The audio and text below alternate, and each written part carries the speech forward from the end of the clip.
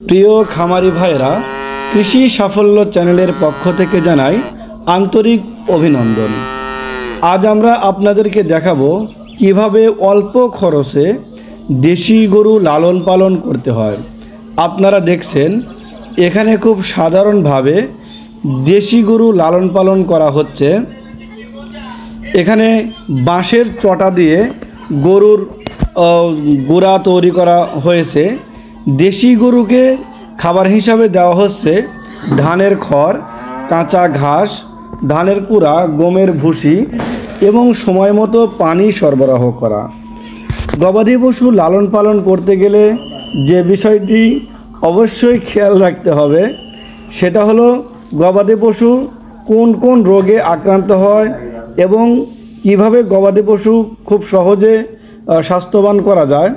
তো গবাদি পশু যে সে রোগে আক্রান্ত হবে সময় মতো ভেটেরিনারি চিকিৎসকের পরামর্শ অনুযায়ী তাদের সেবা নিশ্চিত করা। দর্শক, আপনারা দেখতে পাচ্ছেন এখানে সনাতন পদ্ধতিতে গবাদি পশু লালন পালন করা হচ্ছে। এই ঘরটা কিন্তু সাধারণ একটা ঘর। আপনারা কিন্তু অনায়াসেই এরকম একটা ঘর নির্মাণ করে গবাদি পশু লালন পালন করতে পারেন। আসলে অনেক টাকা যারা খরচ করেন এবং গবাদি পশু ক্রয় করেন তারা দেখা যাচ্ছে প্রফিট অর্জন করতে পারেন না।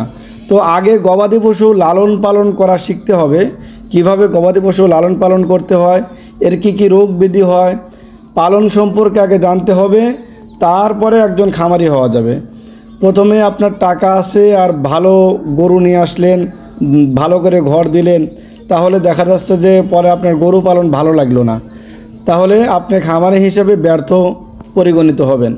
তো আগে ছোট পরিসরে গরুর খামার শুরু করেন এবং সেখান থেকে গরুর প্রতি ভালোবাসা তৈরি হোক এবং গরু পালনের অভিজ্ঞতাও একটু হবে। তারপরে ধীরে ধীরে আপনার একজন সঠিক খামারি হতে পারবেন। তো দর্শক, আমাদের চ্যানেল সর্বসময় কৃষক ও খামারিদের গল্প তুলে ধরে থাকে। ভিডিওটি ভালো লাগলে অবশ্যই লাইক, কমেন্ট, শেয়ার করতে ভুলবেন না। আর সবার আগে আমাদের ভিডিওর নোটিফিকেশন পেতে আমাদের চ্যানেলটি অবশ্যই সাবস্ক্রাইব করে রাখবেন। ধন্যবাদ।